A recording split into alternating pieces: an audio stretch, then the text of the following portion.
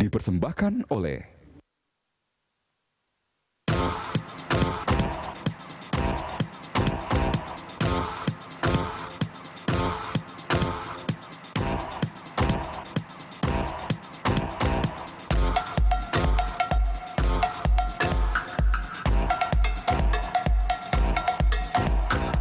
Ya, kembali kita lanjutkan spesial dialog. Kita lanjutkan pembahasan yang tadi, Pak. Ternyata memang betul sekali ya. Yang namanya, kan ada pepatah mengatakan lebih baik mencegah daripada mengobati. Jadi sebetulnya yang diperkuat bukan pengawasan ketika orang-orang itu sudah berada di sini, tapi kemudian di pintu-pintu itu.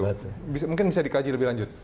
Ya, itu tadi kan sudah jelas bahwa sebelum mereka datang paling tidak sudah bisa kita cegah apa maksud mereka datang. Kalau memang mereka melakukan kegiatan yang bertentangan sudah bisa dicegah di depan ini artinya kan di pintu-pintu masuk di border itu ya.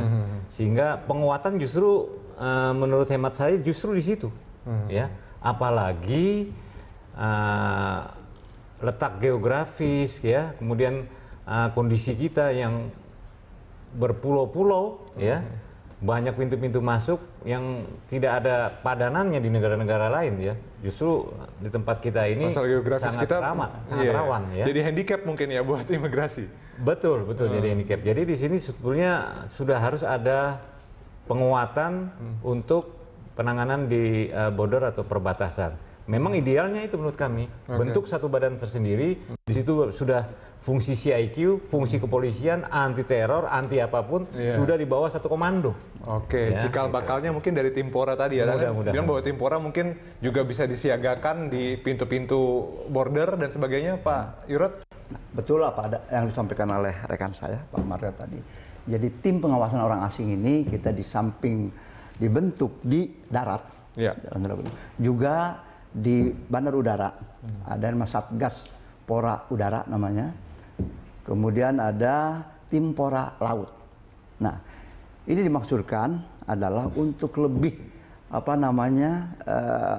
mengoptimalkan kita bagaimana melakukan pengawasan terhadap orang asing tersebut, ya, baik dari sisi udara, baik dari sisi laut maupun daratnya, darat, laut dan udara. Tapi kalau baru masuk bagaimana cara mengawasinya, Pak? Kan kita, bagaimana? Kalau misalnya baru masuk begitu ya, baru datang ke bandara, itu bagaimana kemudian mengawasinya? Kan berbeda kalau orang yang sudah beraktivitas. Baik, jadi seperti yang disampaikan oleh Pak Mario tadi, orang asing masuk tentu kan harus melalui TPI itu tadi, tempat pemeriksaan imigrasi.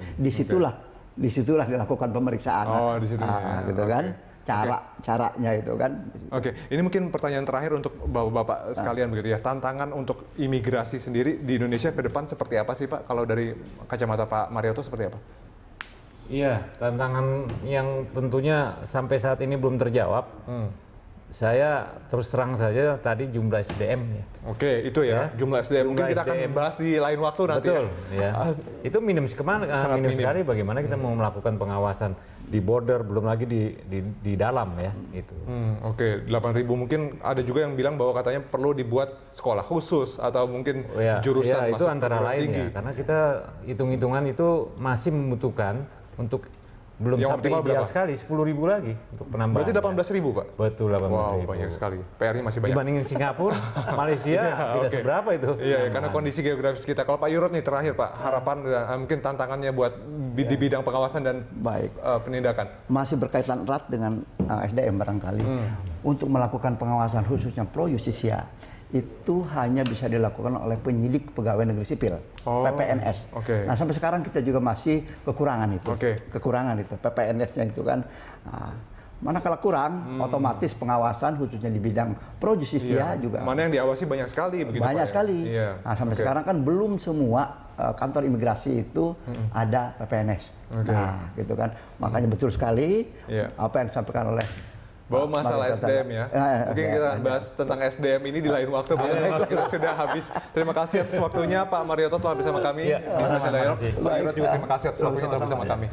Dan pemirsa, sampai di sini kebersamaan kita dalam spesial dialog. Mewakili kerabat kerja yang bertugas, saya Ahmad Murodi undur diri. Terima kasih atas perhatian Anda. Sampai jumpa.